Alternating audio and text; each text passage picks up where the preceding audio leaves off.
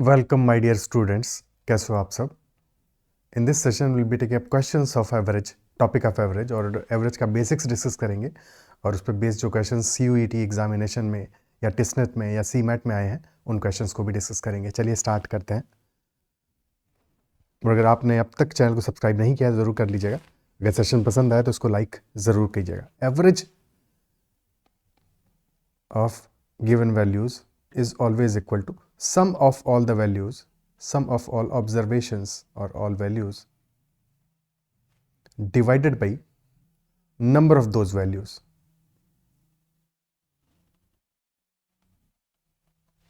For example, अगर हम numbers लें 3, 5, 9, 13 and 18, these are the numbers और हमें इनका एवरेज निकालना है। These are total 5 numbers. सम क्या होगा इनका? सम होगा 3 plus 5 is 8, 8 plus 9 17 plus 13 30 plus 18 48. Sum is 48. So average will be equal to 48 divided by 5 and that is equal to 9.6. 9.6 average आ गया इनका। एवरेज हमेशा जो सबसे छोटी वैल्यू होगी मिनिमम वैल्यू और जो सबसे बड़ी वैल्यू होगी मैक्सिमम वैल्यू उसके बीच में लाई करेगा। Average will always be between the minimum value and maximum value. So in this case average will always be between 3 and 18, that is for sure. Okay, ठीक है। And average is as such a representative value. For example हमारे पास बहुत सारा बड़ा data है, बहुत सारा डेटा है, 200 स्टूडेंट्स के मार्क्स हैं और हमें उनको रिप्रेजेंट करना है। तो अब सारे 200 स्टूडेंट्स के मार्क्स को हर जगह लिख तो नहीं सकते, तो क्या करते हैं उसके लिए कि सारे 200 स्टूडेंट्स के मार्क्स को ऐड किया, डिवाइड बाई 200 किया, and now we can say that average marks of 200 students is so and so. Let us say 37.5 आ गया, तो average marks of 200 students is 37.5।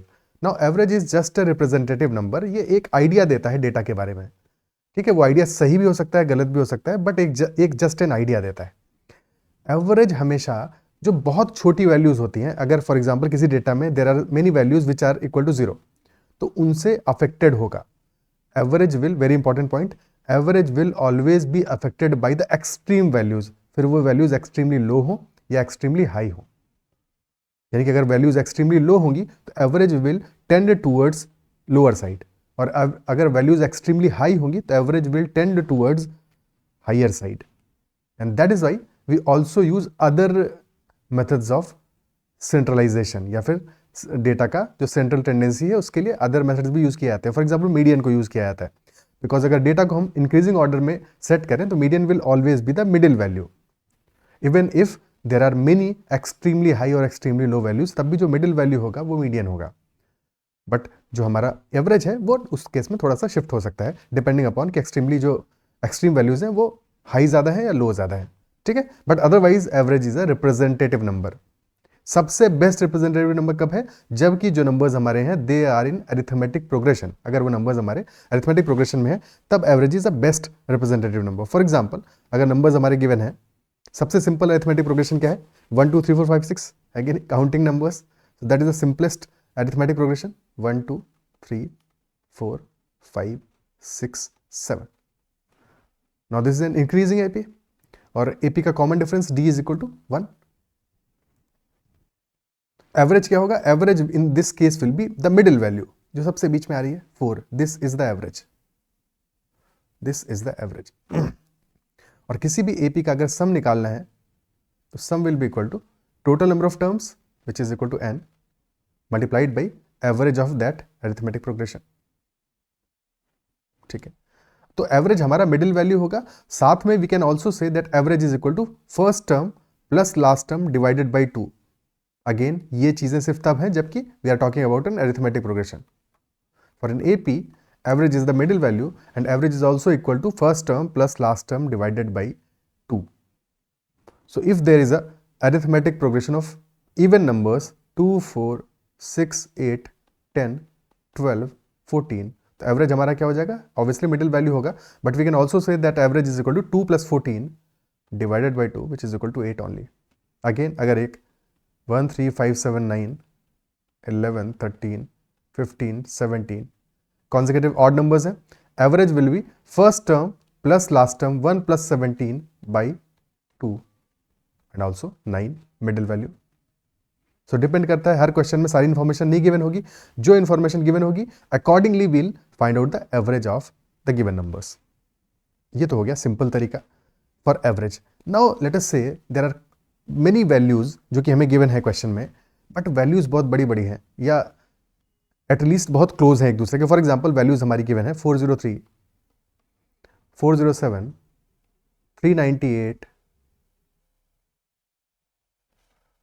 386, 413, 421 and 389. So these are all 7 values and we need to find out average of these numbers. अब ये सारे के सारे numbers हमारे 400 के बहुत पास में हैं, ठीक है। एक तरीका तो ये, इनको कन्वेंशनली ऐड करो, डिवाइड बाई 7 करो, बट उसमें टाइम भी लगेगा, कैलकुलेशन मिस्टेक होने का भी एक पॉसिबिलिटी रहता है। So instead of that what we can do कि we assume a average here, इन वैल्यूज का हम एक एवरेज एज्यूम कर लें। ये वैल्यूज क्योंकि 400 के अराउंड है, so let us assume that average is 400 and then will take deviation from 400 कि 400 से कोई वैल्यू कितना बड़ी है, कितना ज़्यादा है और या फिर कितनी छोटी है, ठीक है। डेविएशन देखेंगे प्लस या माइनस में। If the number is larger than the deviation is in positive side, और अगर नंबर हमारा स्मॉलर है तो फिर deviation is in negative side. तो फॉर एग्जांपल 403 जो हमारा है that is 3 higher than 400, 3 higher than 400 तो इसका डेविएशन है +3। 407 इज 7 हायर देन 400 तो डेविएशन है +7। 398 इज 2 लेसर देन 400 -2 है। 386 is 14 lesser. 413 is 13 higher. 421 is 21 higher and 389 is 11 lesser. अब सारे जो पॉजिटिव वैल्यूज पॉजिटिव डेविएशन उनको ऐड कर देते हैं। 3 + 7 10 + 13 23 + 21 44, तो प्लस का 44 डेविएशन आ गया, और माइनस में दिस इज -2 -14 -16 -11 माइनस का 27, और टोटल वैल्यूज है हमारी डिवाइड बाई 7 कर दिया। तो our actual average is 400 + 17/7 which is 402 and 3/7 यानी 402.42 अप्रॉक्सीमेटली। तो जब भी वैल्यूज हमारी बहुत बड़ी होंगी तो वील यूज द डेविएशन, या बहुत बड़ी ना भी हो बट अगर वैल्यूज एक पर्टिकुलर नंबर के आसपास हैं तो we will use the deviation method for simplicity sake. Clear है? ओके, ठीक है। फिर then there is a concept of weight average. Weight average का कॉन्सेप्ट है, for example if in a class there are 20 boys and 30 girls, और boys का जो average है दैट इज लेट अस से एवरेज मार्क्स है 44। This is number, this is average. तो boys के average marks are 44 and girls के average marks are 54, हमेशा ज़्यादा रहता है, ठीक है। तो गर्ल्स के एवरेज मार्क्स होगा 54 and question is asking total average क्या होगा, टोटल एवरेज क्या होगा इस केस में। तो यहाँ पे will be using weight average का कॉन्सेप्ट। तो weight average will be equal to जिसके पास वजन ज़्यादा होगा उसकी तरफ एवरेज ज़्यादा टिल्ट करेगा। तो यहाँ पे since there are more number of girls as compare to boys, अगर दोनों इक्वल होते तो एवरेज हमारा स्ट्रेट अवे 44 + 54 डिवाइडेड बाई 2 हो जाता, बट गर्ल्स ज़्यादा हैं तो एवरेज हमारा गर्ल्स के साइड में टिल्ट करेगा, यानी कि एवरेज एग्जैक्ट एवरेज जो 44 और 54 का है यानी कि 49 से थोड़ा सा राइट वर्ड्स होगा, 49 से थोड़ा सा ज़्यादा होगा क्योंकि गर्ल्स ज़्यादा है तो उनका वेटेज भी ज़्यादा होगा, ठीक है। फॉर्मूला एज सच होगा W1 यानी कि वेटेज कितना है बॉयज़ का, 20 बॉयज़ है, 20 × 44 + 30 × 54 डिवाइडेड बाई 20 + 30 यानी कि दिस इज 880 + 1620 डिवाइड बाई 50। 16 + 8 24, 2500/50 यानी कि 50 आ गया हमारा value of average which is obviously slightly greater than 49, जैसा हमने पहले डिस्कस किया था। क्लियर है? ठीक है। सो अगर ऑप्शंस गिवन होते तो भी हमें पता होता कि 49 से तो पक्का ऊपर आंसर आएगा। Is that clear? ठीक है। सो 50 हमारा एवरेज आ गया। बट क्या हम इस तरह से इस क्वेश्चन को सॉल्व करेंगे? अगर हमें ऐसा कोई क्वेश्चन गिवन है तो क्या हमें ये मेथड अप्लाई करना चाहिए या फिर और थोड़ा सा थिंकिंग करना चाहिए और थोड़ा सा सोचना चाहिए? ठीक है, तो ये तो हमें क्लियर है। बट बहरहाल अब देखो यहाँ भी क्या हम डेविएशन मेथड यूज कर सकते हैं या फिर कोई और मेथड यूज कर सकते हैं जिससे कि हम अपने क्वेश्चन को सॉल्व करना आसान बना सकें, कैलकुलेशन को कम कर सकें, क्योंकि हमेशा वैल्यूज 44 54 या इतनी ईजी नहीं होंगी कि इतना ईजिली कैलकुलेट हो जाए। तो ऐसे केसेस में हम क्या कर सकते हैं कि again we can assume an average value. यहाँ पे भी we can assume an average value. So for example हम मान लेते हैं कि जो एवरेज है हमारा वो इक्वल टू 44 है और फिर 44 से डेविएशन देख लेते हैं। सो अगर एवरेज हमारा 44 है तो हमें पता है कि बॉयज़ की वैल्यू का तो डेविएशन 0 है 44 से, और गर्ल्स का डेविएशन है +10 का, +10 का। So our actual average will be 44 plus, अब ये 0 में तो कुछ भी मल्टीप्लाई करो कोई फर्क पड़ने वाला नहीं है, ठीक है। 10 का डेविएशन है गर्ल्स का और गर्ल्स है 30, तो +30 × 10 डिवाइड बाई 30 + 20, टोटल तो 50 है ना, तो एवरेज में जो फर्क पड़ेगा वो तो पूरे सम पे पड़ेगा, तो डिवाइड बाई 50 कर दोगे, आंसर अपना आ जाएगा 300/50 इज 6, 44 + 6 यानी कि एवरेज हमारा होगा 50। तो कैलकुलेशन हमारे लिए कितना आसान हो गया, क्या इस बात को अप्रिशिएट कर पा रहे हो? ठीक है, क्लियर है? ओके, सो अब क्वेश्चंस करना स्टार्ट करते हैं और फिर बाद में जो रिप्लेसमेंट इंक्लूजन एक्सक्लूजन वाला जो कॉन्सेप्ट है थोड़ा सा बाद में देखेंगे। पहला क्वेश्चन लेते हैं। Question number 1 is 3 numbers are in the ratio 4:5:6। तो अगर रेशियो है 4:5:6 यानी कि नंबर्स हमारे अरिथमेटिक प्रोग्रेशन में है और एवरेज इज 25, एवरेज इज 25 यानी कि जो मिडिल वैल्यू है दैट इज 25।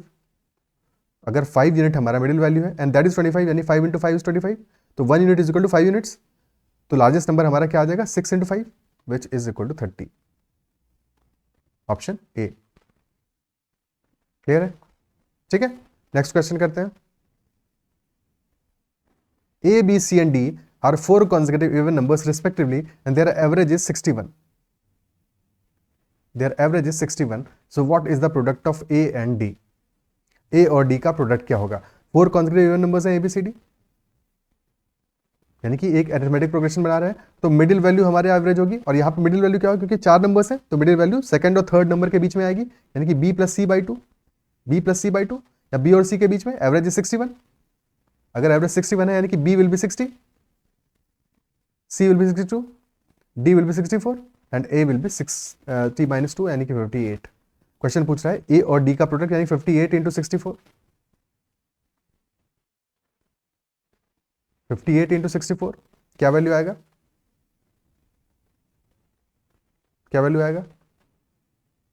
ठीक है, क्या वैल्यू आने वाला है? So this value will be 64 × 60 कर दें और फिर 64 × 2 को सब्ट्रैक्ट कर देंगे, 60 × 60 इज 3600, 4 × 60 इज 240, 3840 - 128, तो answer will B 3712, option 3। Clear है? ओके, ठीक है, ओके, नेक्स्ट क्वेश्चन करते हैं।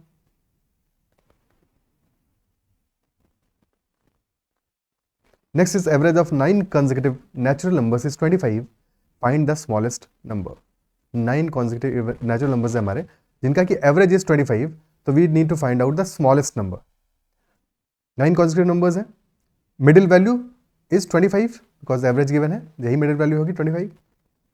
4 numbers होंगे जो 25 से छोटे होंगे, smallest होगा 25 - 4 which is 21 और largest होगा 25 + 4 which is 29।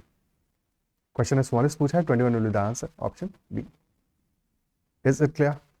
ठीक है, एक छोटा सा कॉन्सेप्ट रह गया है तो उसको भी फटाफट से यहीं पे डिस्कस कर लेते हैं कि अगर हमारे कॉन्जिक्यूटिव इवन नंबर्स हैं, कॉन्जिक्यूटिव इवन नंबर्स हैं 2 है, 4, 6, 8, 10, तो कॉन्जिक्यूटिव इवन नंबर्स हैं तो लास्ट नंबर क्या होगा 2n होगा।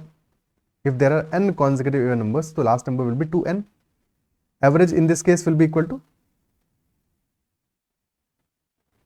Last term plus first term divided by 2 यानी कि 2n + 2 divide by 2, so that will be equal to n + 1। so average of n consecutive even numbers is n + 1। और अगर यहीं पे हमारे n consecutive ऑड नंबर हैं तो फर्स्ट नंबर होगा 1, second will 3, 5, 7 and so on. Last term क्या होगा इस केस में, दिस इज 1 लेसर, भाई सारे नंबर से एक एक छोटे हैं तो लास्ट नंबर भी हमारा एक नंबर एक छोटा होगा यानी 2n - 1 होगा। So average will be equal to last term plus first term, 2n - 1 + 1 divided by 2, so that will be equal to n। So average of n consecutive even numbers is n + 1, average of n consecutive odd numbers is n। किसी भी एक का याद रख लो और पता है कि अगर odd numbers का n आ रहा है तो एक एक बढ़ेगा सब में, तो एवरेज इवन नंबर्स के केस में 1 इंक्रीज कर जाएगा यानी कि n + 1 होगा। क्लियर है?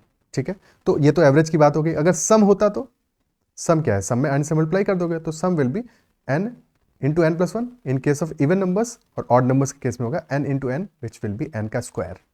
तो average of n sum of n consecutive odd numbers will be n ka square, so that will be a perfect square always. Next question, what is the ratio of average of first 8 prime numbers to the average of first 11 odd natural numbers? First 11 odd natural numbers, ठीक है। तो यहाँ पे first 8 prime numbers है, तो हमें उनका तो एवरेज निकालना पड़ेगा। फर्स्ट 8 प्राइम नंबर्स क्या होंगे? 1 तो ऑब्वियसली प्राइम नंबर नहीं होता है, 1 is not a prime number, 1 ना तो प्राइम है ना कॉम्पोजिट है। 2, 3, 5, 7, 11, 13, 17 and 19, these are first 8 prime numbers. तो इनका सम क्या आएगा? 2 + 3 5 + 5 10 + 7 17 28 41 58 एंड 19, यानी कि 78 - 1 77/8, that is average of these all numbers, ठीक है। और average of first 11 odd natural numbers क्या होगा? ऑड नंबर्स का क्या होता है? Average is equal to n, यानी कि 11 ही आएगा। तो 77/8 इज टू 11, 11 से कैंसिल आउट किया तो बचा 7/8, यानी कि 7:8 will be the answer, option D. Clear है? ठीक है।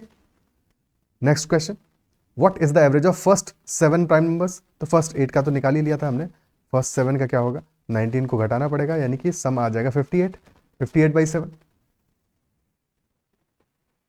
7 8 56, 8 and 2/7, यानी कि 8.28, option C. Find the average of all the numbers between 6 and 34 which are divisible by 5। Average of all the numbers between 6 and 34 which are divisible by 5। तो ये एक arithmetic progression बनाएंगे, divisible by 5 है, यानी कि first number होगा 10, then 15 और last number होगा हमारा 30। Average will B first term plus last term divide by 2, यानी कि 10 + 30/2। इतने नंबर इससे फर्क ही नहीं पड़ता है, तो एवरेज आ जाएगा 20, क्लियरली ऑप्शन बी। ओके, ठीक है, कोई समस्या? नेक्स्ट क्वेश्चन देखते हैं। Average of first 125 consecutive odd numbers is A and average of first 100 consecutive even numbers is B, then what is A minus B? First 125 consecutive odd numbers हैं, उनका average A है, तो A will clearly be 125 only.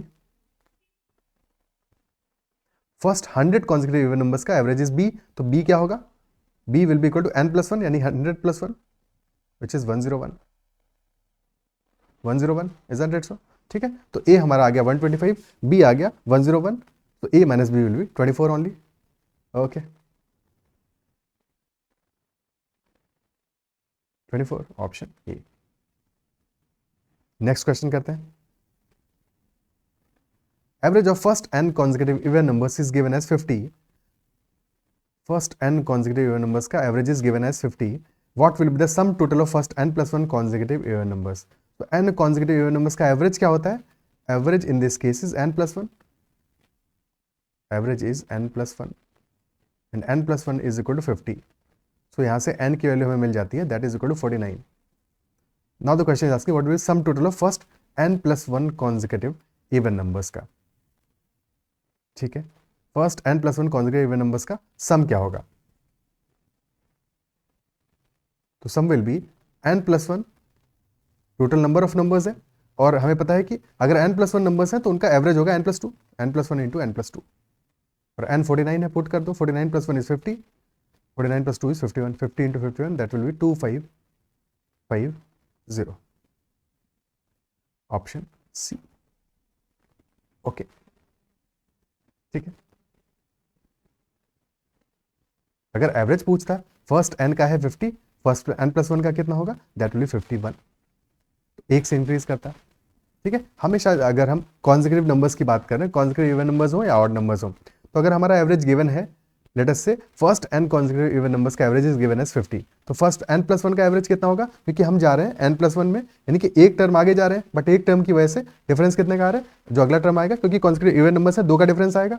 अगर 2 का difference आ रहा है तो average पे सिर्फ एक का ही फर्क पड़ेगा, तो एवरेज हमारा 50 से होगा 51 ओनली, ठीक है। Average of first n consecutive even numbers is given as 36. So what will be the sum total of first 2n consecutive odd numbers? First 2n consecutive odd numbers.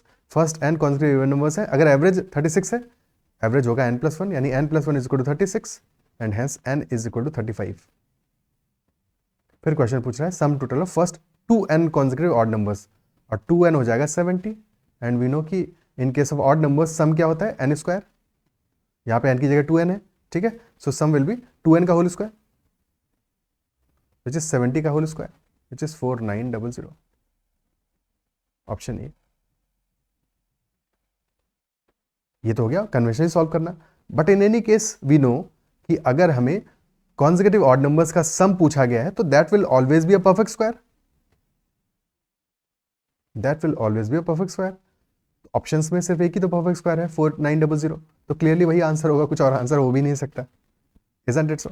But ये सिर्फ तब, second वाला approach सिर्फ तब apply कर सकते हो जबकि नन ऑफ दीज ऑप्शन में ना गिवन हो, बिकॉज ऐसा पॉसिबल हो सकता है कि एक परफेक्ट स्क्वायर गिवन हो बट वो आंसर नहीं हो, आंसर नन ऑफ दीज हो।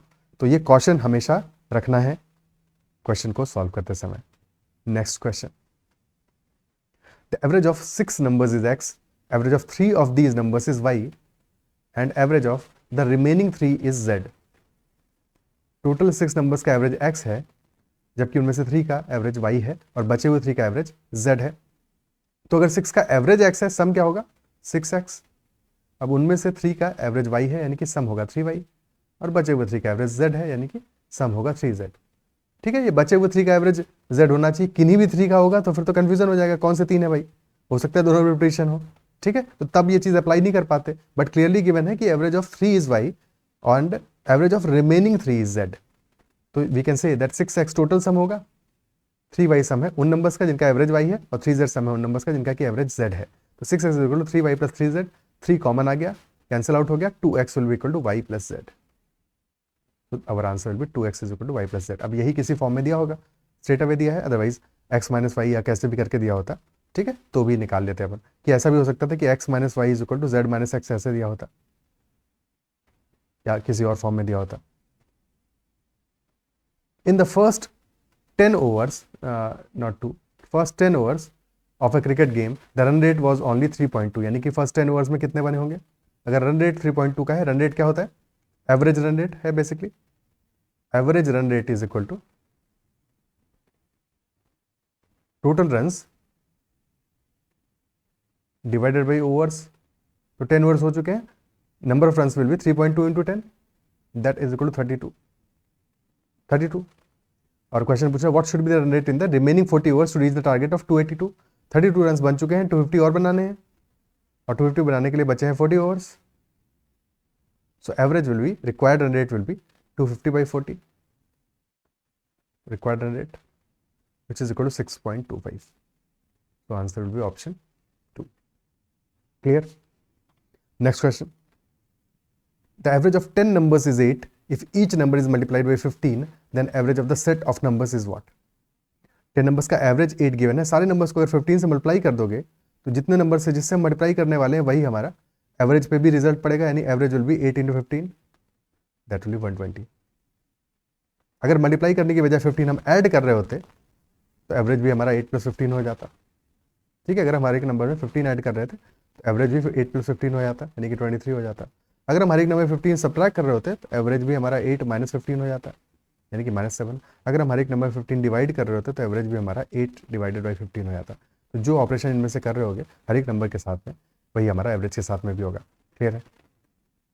Okay, next question. From the data given in the table, which of the following two statements are true? Now the first statement is average annual temperature for year 2011 is more than average annual temperature for year 2013. Information हमें क्या given है? Average monthly temperatures in degree centigrade given है, year है 2010, 11, 12 and 13, and for January, April, July and October monthly temperatures हमको given है, ठीक है। As such इस क्वेश्चन में कहीं पे मेंशन नहीं है, बट ये होना चाहिए था मेंशन कि ये जो टेम्परेचर्स हैं इनको क्वार्टरली बेसिस पे मानना पड़ेगा, यानी कि अगर साल का एवरेज निकाल रहे हो तो उसके लिए ये 4 मंथ्स का इन्फॉर्मेशन ही सफिशिएंट है हमारे लिए, ठीक है। अदरवाइज जनवरी से हमें थोड़ी पता चल रहा है कि फरवरी में क्या टेम्परेचर है, मार्च में क्या है। तो साल का एवरेज निकालने के लिए या तो सारे 12 मंथ्स का एवरेज वैल्यूज हमें गिवन होता, बट नहीं गिवन। अगर इन 4 मंथ्स का गिवन है तो it should be mentioned in the question कि डेफिनेशन क्या है, बट क्योंकि यहाँ पे कैन नॉट बी डिटरमाइंड तो आंसर नहीं है, ठीक है। वैसा कुछ ऑप्शन में गिवन नहीं है तो हमें एज्यूम करना पड़ेगा कि साल का एवरेज निकालने के लिए we will have to add these 4 values and take the average of these 4 values, ठीक है। सो वो एजम्पशन लेना पड़ेगा, एंड डिसेंट एजम्पशन है क्योंकि ये इक्वली 3 मंथ्स का स्पेसिंग है इनके बीच में, जनवरी अप्रैल जुलाई अक्टूबर, ठीक है। सो 2011 का एवरेज क्या आएगा, सम क्या आएगा, सम देख लेते हैं, एवरेज का आइडिया लग जाएगा उससे। क्वेश्चन कह रहा है average of 2011 is more than 2013।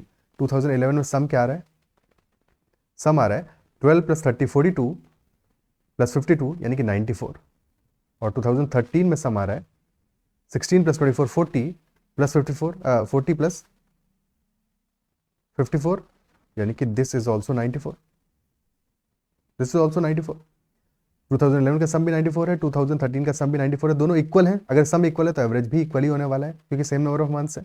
तो this is not correct, first statement is not correct 11 और 13 के लिए। Second statement, average annual temperature for year 2010 is more than 10 और 12 का भी सम देख लेते हैं अपन। 10 में आ रहा है 32 + 28 आ गया 60, और 60 + 38 यानी कि दैट इज 98। और 2012 में वैल्यू क्या आ रही है, 16 + 24 इज 40 + 64 यानी कि 104। तो 2010 का सम लेस है 2012 से, 2010 का सम लेस है 2012 से, यानी कि डेफिनेटली 2010 का एवरेज भी छोटा होगा, लेसर होगा 2012 से। बट यहाँ पे क्वेश्चन में दिया है मोर देन, तो definitely this is incorrect. Second statement is also incorrect, both are incorrect, option D will be the answer. Clear है, ओके, ठीक है। नेक्स्ट क्वेश्चन पे चलते हैं, कोई समस्या। The batting average for 20 innings of a cricket player is 25 runs. The highest score in an innings exceeds his lowest score by 16 runs. If these two innings are excluded, the average score of the remaining 18 innings is 24 runs. Find his highest score in an innings. 20 innings का जो उसका सम है that is 25. Highest score h मान लेते हैं, lowest score l मान लेते हैं, तो we know that highest score exceeds the lowest score by 16, यानी h - l is equal to 16. तो h is equal to l plus 16, और 20 इनिंग्स का एवरेज है दैट इज 25, तो सम क्या होगा 20 × 25, और अगर दो ये इनिंग्स को एक्सक्लूड कर दें तो बचे हुए 18 इनिंग्स का एवरेज इज 24, यानी कि बचे हुए 18 इनिंग्स का सम है 18 × 24, और दो इनिंग्स और क्या है अपनी, एक तो हाईएस्ट वाली यानी कि l plus 16, और एक लोएस्ट वाला प्लस l। क्विट कर देंगे इसको, तो this is 500 and this value is what 24 × 18 यानी 480 - 48, तो 432 प्लस 2l plus 16। तो यहाँ से 2l की वैल्यू कितनी आ जाएगी, दिस इज 448, सब्ट्रैक्ट करोगे 2l is equal to 52, यानी कि l is equal to 26, तो h या हाईएस्ट स्कोर आ जाएगा हमारा l plus 16 which is 42 runs, option D. Clear है, ठीक है, तो हाई स्कोर हमारा आ जाएगा 42 रन्स। अब इसी बात को करने के लिए हम ऐसे भी सोच सकते हैं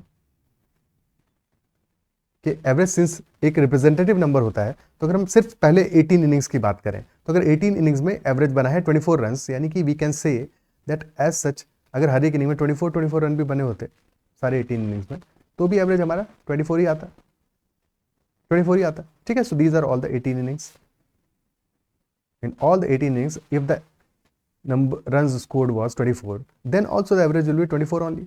But actual में 20 innings में the average is 25. 20 innings में average is 25.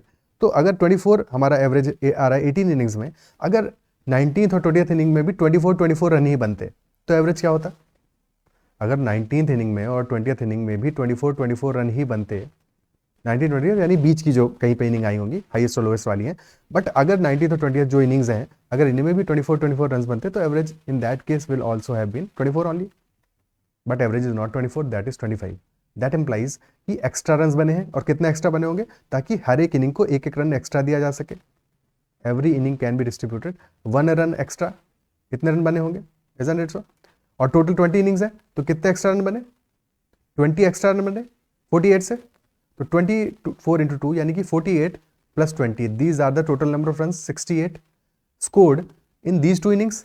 एक हाईएस्ट होगी एक लोएस्ट होगी, तो highest plus lowest is equal to 68 and highest minus lowest is equal to 16, add both of them, so 2 times the highest will be equal to 84 and hence highest will be equal to 42 runs. Is it clear? क्या ये बात समझ में आती है, ठीक है, okay. Is it clear? क्या ये चीज समझ में आ रहा है? Next question, there are two branches of a bank employing 180 persons respectively. If the arithmetic mean or average both are same, arithmetic mean of the monthly salaries paid by these two branches are rupees 275 and rupees 225 respectively, then arithmetic mean of all the employees of two branches together. Weighted average निकालना है clearly. एक branch में employees हैं, in the branch 1 employees are 100, in the branch 2 employees are 80.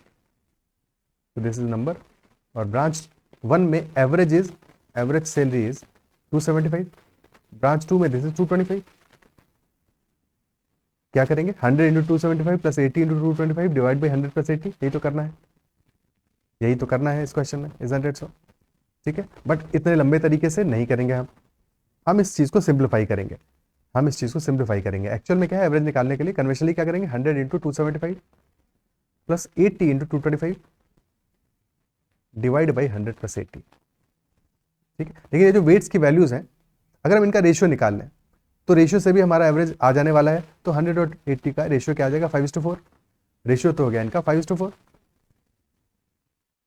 Okay, अब इसके अलावा हमें पता है कि जो हमारा एवरेज वैल्यू आएगा वो 225 से बड़ी वैल्यू आएगी, क्योंकि एक एवरेज 225 है, एक है 275, तो डेफिनेटली 225 से बड़ी वैल्यू आने वाली है. तो हम 225 को जीरो मान लेते हैं, अपना जीरो मान लेते हैं, यानी कि उसको एवरेज पहले से ही एज्यूम कर लेते हैं.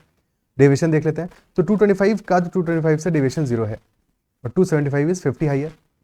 Our actual average will be 225 plus 50 into 5, 0 into 4 तो 0 ही आ रहा है. 50 into 5 is 250 divide by 5 plus 4. 5 है वेट 250 का और 4 है वेट 0 वैल्यू का, तो 5 प्लस 4 9. तो 225 plus 250 plus 9 will be our actual average. और ये वैल्यू कितना आ जाएगा, 50/9 कितना होगा, दैट इज 20 प्लस 70/9, और 70/9 होता है कितना, 9 6 54, 9 7 63, तो 27.77 आ जाएगा. तो 225 plus 27.77 answer will be 252.77. Option B. 77 और बाद में भी 7 आ रहे हैं लगातार, तो 78 हो जाएगा. क्लियर है, 252.78 विल बी द आंसर. कोई शक? Next one, in a company the average salary of the boys is rupees 50,000. The average salary of all the employees is rupees 48,000. There are 80 boys हैं, और average salary of a girl is rupees 40,000. So we have to find out the number of girls in the company. Number of girls in the company. Boys की salary है 50K, 50,000. K यानी कि 1000. Girls की salary है 40K यानी 40,000. और average आ रहा है हमारा 48,000, 48K. नंबर हमें बॉयज का गिवन है, दैट इज 80. गर्ल्स का नंबर तो नहीं गिवन है, वही पता लगाना है हमको, वही पता लगाना है. ठीक है, ऐसे क्वेश्चन के लिए बेस्ट मेथड इज एलिगेशन.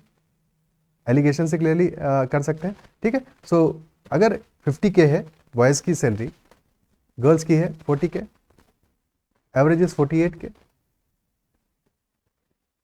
तो बॉयज और गर्ल्स का यहाँ से रेशियो निकाला जाएगा. 48K minus 40K will be 8,000. और 48,000 और 50,000 का डिफरेंस कितना है, 2,000.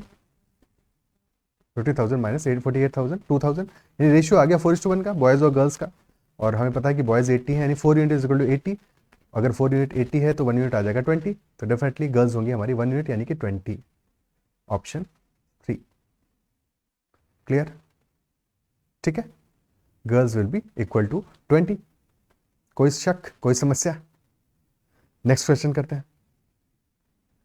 इन a batch of 50 students, 50 students का बैच है, और ratio of boys to girls is 4:6. Average marks of girls are 60, average marks of batch is 62. तो एवरेज मार्क्स ऑफ बॉयज कितने होंगे, बॉयज के मार्क्स एवरेज कितने होंगे? रेशियो क्या है बॉयज और गर्ल्स का, 4:6 है या फिर सिंपली 2:3 है. एंड वी नो गर्ल्स के एवरेज मार्क्स है 60, ओवरऑल एवरेज है 62. तो बॉयज के एवरेज पूछा है, बॉयज के एवरेज मार्क्स कितने होंगे? ठीक है, तो इफ वी एज्यूम कि बॉयज के एवरेज है 60 प्लस एक्स, अगेन 60 को 0 मान लो अपना, तो क्वेश्चन इजी हो जाएगा. ठीक है, हमें पता है 60 को 0 मान लिया, यानी कि एवरेज अपना कितना होगा, दिस इज 60 प्लस एक्स, यानी कि डेविएशन है प्लस एक्स का और इसका डेविएशन है 0 का। तो we can say average will be 60 plus x into 2 यानी 2x divided by 2 plus 3 5 and that is 62। तो 2x by 5 is equal to 2, यानी कि 2x is equal to 10, तो x will be equal to 5 और x equal to 5 यानी कि average हमारा boys का है 60 प्लस 5 65, ऑप्शन डी। क्लियर है? ठीक है, ये तो हो गया एक अप्रोच। या फिर एलिगेशन से करते, एलिगेशन से भी कर सकते थे कि बॉयज का एवरेज हमें पता नहीं है, गर्ल्स का है 60, ओवरऑल एवरेज है 62, यहां से रेशियो आ जाएगा, रेशियो हमें पता ही है 2:3 का है, तो दिस वैल्यू इज 62 माइनस 62 और ये वैल्यू 3 आ रही है, यानी कि 62 प्लस 3 करेंगे तो बॉयज का average will be equal to 65। Clear? Next question. Okay, you can connect with me at ADITYAKT, or you can also join the Telegram group if you wish, CAT-MBA। ठीक है, ये तुम ज्वाइन कर सकते हो, और अगर सेशन पसंद आ रहा है तो उसको लाइक ज़रूर करना है, अगर अब तक चैनल को सब्सक्राइब नहीं किया है तो ज़रूर कर लेना। आगे बढ़ते हैं। So before moving to the next question, एक बार थोड़ा सा कॉन्सेप्ट देख लेते हैं इंक्लूजन, एक्सक्लूजन और रिप्लेसमेंट का।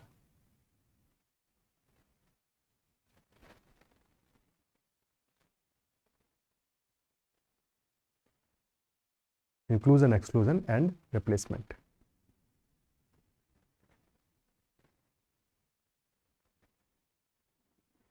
सो लेट अस से एक ग्रुप है हमारा जिसमें कि there are 3 members A, B and सी।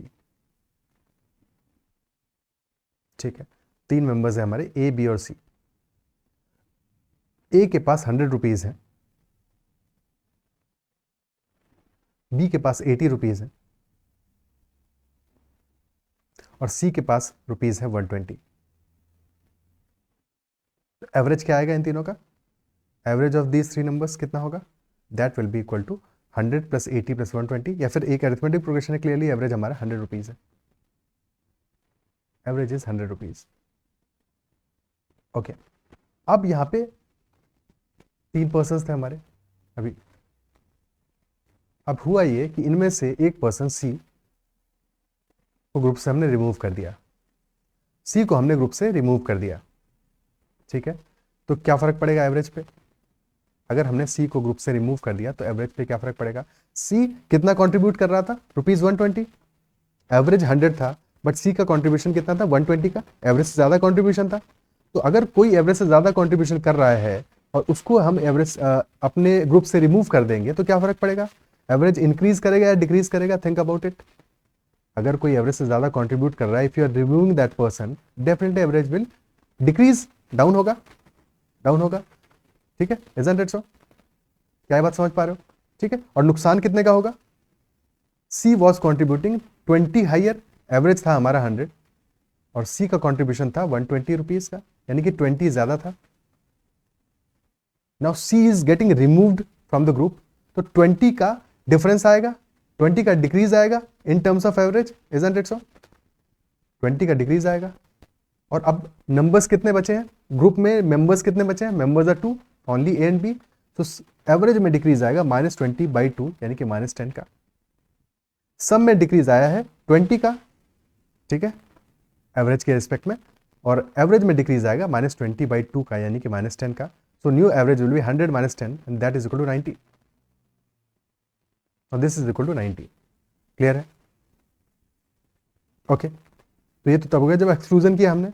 अब 2 ग्रुप मेंबर्स बचे हैं, ए के पास में 100 रुपीज, बी के पास में 80 रुपीज, नॉट 180। अब एक नया मेंबर है डी, जो कि इस ग्रुप में आना चाह रहा है, और डी के पास है 200 रुपीज। डी के पास है 200 रुपीज, इस ग्रुप का एवरेज है 90 रुपीज, ग्रुप का एवरेज है 90 रुपीज, और डी के पास कितने एक्स्ट्रा है? 210 कर देते हैं, ठीक है, थोड़ा सा आसानी हो जाएगी। 210 रुपीज है। डी के पास इस ग्रुप के एवरेज से कितना ज्यादा है? 120 रुपीज एक्स्ट्रा है, 120 रुपीज एक्स्ट्रा है, यानी कि जब वो एड अप होगा वैल्यू तो एवरेज पे कितना फर्क पड़ना चाहिए? एक तो पहली चीज है कि नंबर बढ़ेगा, ग्रुप में एक मेंबर इंक्रीज होगा, ठीक है, और उसके पास ग्रुप के एवरेज से 120 रुपीज एक्स्ट्रा है, 120 रुपीज ग्रुप के एवरेज से एक्स्ट्रा है। तो न्यू एवरेज विल बी 90, तो ऑलरेडी एवरेज था, 90 रुपीज तो है ही है इसके पास में, plus he also has 120 rupees extra, और ये 120 रुपीज जो एक्स्ट्रा है कितने डिस्ट्रीब्यूट होंगे, 3 लोगों में डिस्ट्रीब्यूट होंगे. When he is getting included in the group, number of members in the group will also increase, और वो हो जाएगा 2 से 3, तो डिवाइड बाई 120 डिवाइड बाई 3 होगा, यानी कि new average will B 90 plus 40 130 rupees. क्या ये बात क्लियर है? ठीक है, 90 प्लस 40 130 रुपीज हो गया. ओके, अब इसके बाद में कहानी हो गई अपनी कि ए के पास है 100, बी के पास 80, सी और डी के पास 210, और एवरेज हमारा कितना है, एवरेज नाउ इज 130.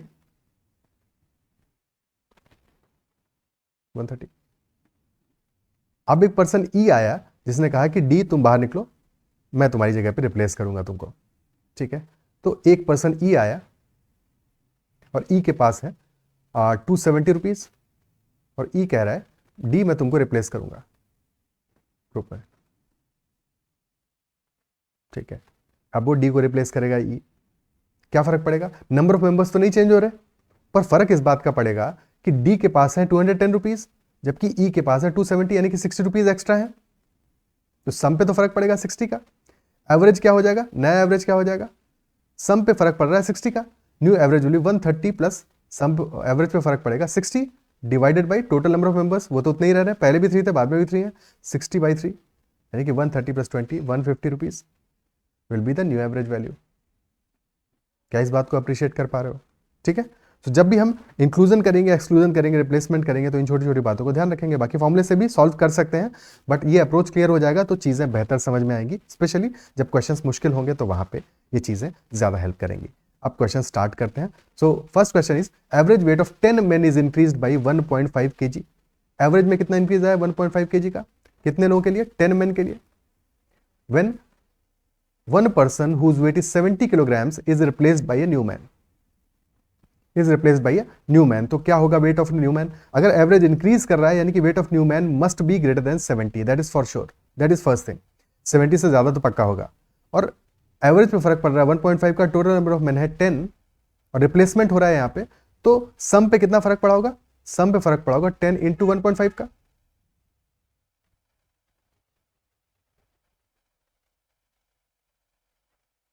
ठीक है, यानी कि सम पे फर्क पड़ा होगा 15 kg का.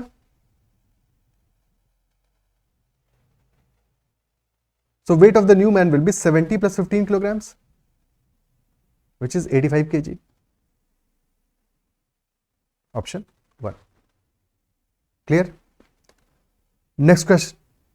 The average temperature of Tuesday plus Wednesday plus Thursday, Tuesday plus Wednesday plus Thursday का जो एवरेज टेम्परेचर है दैट इज, थर्सडे को एक्स लिख दिया, दैट इज 45, एवरेज हमारा 45 है. और average of Wednesday plus Thursday plus Friday that is 46. So if the temperature on Friday is 47 degree centigrade, what was the temperature on Tuesday. Now again दोनों cases में क्या है, same number of members हैं group में, दोनों cases में 3 members हैं. फर्क है रिप्लेसमेंट हुआ है, किसका रिप्लेसमेंट हुआ है, Tuesday has been replaced by Friday. और एवरेज पे फर्क आया कितने का, 1 डिग्री का. नंबर ऑफ मेंबर्स 3 है, तो अगर एवरेज पे फर्क आया 1 डिग्री का, सम पे फर्क आया होगा 3 डिग्रीज का, सम पे फर्क आया होगा 3 डिग्रीज का, यानी कि, और क्योंकि एवरेज इंक्रीज हुआ है 45 से 46 हुआ है, यानी कि फ्राइडे का जो वैल्यू है ट्यूसडे से 3 डिग्रीज ज्यादा होगा. Friday minus Tuesday must be equal to 3 degrees, और temperature on Friday is given is 47, so 47 minus Tuesday is 3 degrees, तो ट्यूसडे का वैल्यू आ जाएगा 47 minus 3 is equal to 44 degree centigrade. Option A. Clear है भाई, 1 degree का फर्क आया, एवरेज में 3 डिग्रीज का फर्क आएगा सम में, और क्योंकि इंक्रीज हुआ है तो फ्राइडे का एवरेज विल बी, फ्राइडे का temperature will be 3 degrees higher, 47 degrees will be 3 degrees higher, तो 47 minus 3 will be the answer, 44 degrees for the Tuesday. Clear? One more question on the similar concept. ठीक है, average temperature of the town in the first 4 days of a month is 58 degrees Fahrenheit, 58 degrees Fahrenheit. Average for second, third, fourth and fifth day D2 plus D3 plus D4 plus D5 that is 60 degrees Fahrenheit. And temperature for first and fifth, अच्छा first first 4 days का भी given है, D1 plus D2 that is 58। यहां भी replacement हो रहा है, और जब डे 1 को हम डे 5 से रिप्लेस कर रहे हैं तो एवरेज पे चेंज आ रहा है +2 का, एवरेज पे चेंज आ रहा है +2 का, यानी कि D5 minus D1 will be equal to कितना, 2 × 4, क्योंकि 4 वैल्यूज है, 8 डिग्री फ़ारेनहाइट, 8 डिग्री फ़ारेनहाइट, और हमें रेशियो गिवन है दोनों का रेशियो गिवन है, यानी कि D1 is to D5 is 7:8। Temperature का जो रेशियो है 7:8 है, बीच का डिफरेंस कितना है 1 यूनिट का, और this 1 unit is equal to 8 degree Fahrenheit. तो यहाँ से हम D1 या D5 जिसका ही वैल्यू निकालना होगा निकाल सकते हैं। क्वेश्चन है what is the temperature of the 5th day, 5th day पर टेम्परेचर होगा 8 × 8 यानी कि 64 degree Fahrenheit. Option B, option 2 clear है? Okay, next question. The mean of 50 observations was 36. It was found later that an observation 48 was wrongly taken as 23. तो corrected new mean क्या होगा, नया एवरेज वैल्यू क्या होगा? गलती क्या हो गई कि 48 was an observation बट उसको wrongly पढ़ा क्या गया 23। तो जब एवरेज हमने कैलकुलेट किया है 50 ऑब्जर्वेशन का 36, तो तब वैल्यू कितना लिया गया, value taken is 23, but 23 is not the correct value, correct value है 48। तो we'll have to increase the average, इस वैल्यू को चेंज करना पड़ेगा, 23 को चेंज करके 48 लाएंगे और तब एवरेज कैलकुलेट करेंगे। 48 इज डेफिनेटली 25 हाइयर देन 23, और 50 ऑब्जर्वेशंस का एवरेज था 36, तो 36 तो तब था जबकि हमने 23 लिया था। जब 48 लेंगे तो 25 का सम में चेंज आएगा, this is change in some.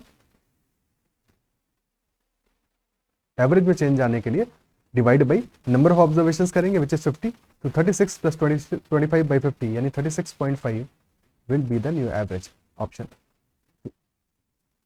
Clear है? ठीक है, next question. In Swapna's opinion her weight is greater than 65 kg but less than 72 kilogram. तो स्वप्ना का ओपिनियन ये है that her weight is greater than 65, तो 65 is less than her weight, but her weight is less than 72. That is her opinion. Her brother does not agree with Swapna and he thinks her weight is greater than 60 kilograms but less than 70. So as per Swapna's brother, her weight is greater than 60 but less than 70. As per Swapna's mother does not agree with Swapna and her weight cannot be greater than 68. So for mother, the weight must be less than or equal to 68. If all of them are correct, यानी कि her weight is also greater than 60, also greater than 65, so definitely her weight is greater than 65 for sure. Her weight is less than 72, less than 70, less than or equal to 68. सबसे छोटी value क्या 68, तो must be less than or equal to 68. तो तीनों का conclusion ये हो गया कि 65 is less than her weight and her weight is less than और इक्वल टू 68।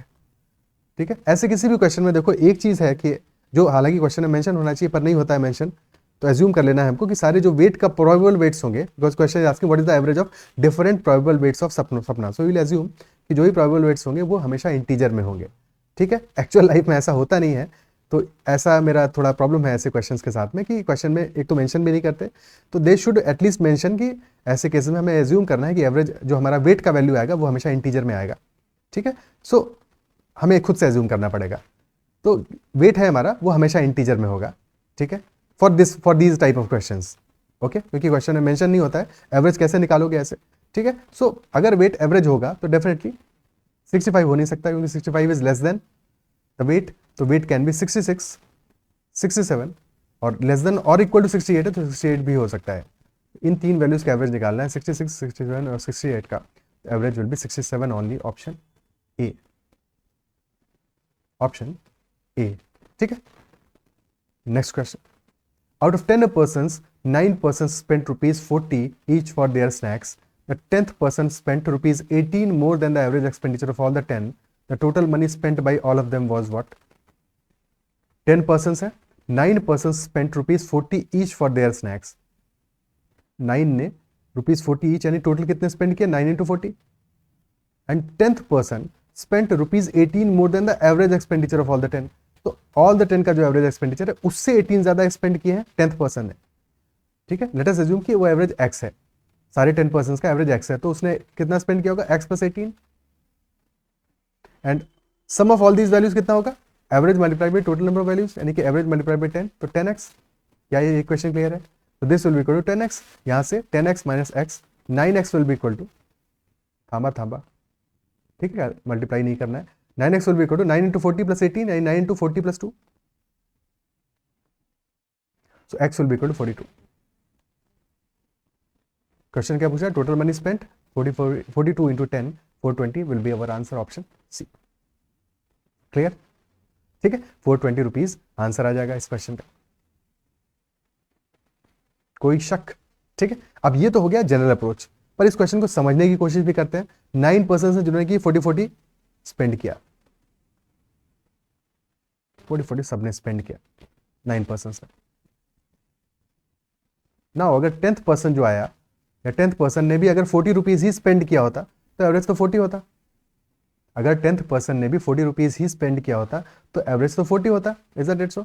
बट क्वेश्चन कह रहा है 10th person spent rupees 18 more than the average expenditure of all the 10, तो जो सारे 10 लोगों का एवरेज एक्सपेंडिचर था उससे 18 रुपीज एक्स्ट्रा स्पेंड किया है। अब ये जो, एक बात बताओ, 18 रुपीज जो एक्स्ट्रा उसने स्पेंड किया है, उसने सारे 10 लोगों का एवरेज एक्सपेंडिचर के बराबर तो स्पेंड किया ही किया है, 18 और एक्स्ट्रा किया है, यानी कि अपना वाला तो पार्ट उसने पूरा का पूरा दिया।